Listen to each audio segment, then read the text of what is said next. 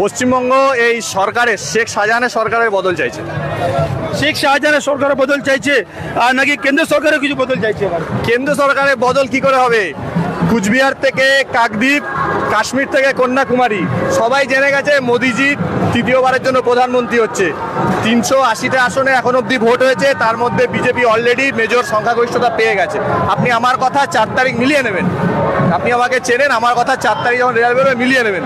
380টায় 4 দফায় ভোট হয়েছে, মেজরিটি হয়ে গেছে।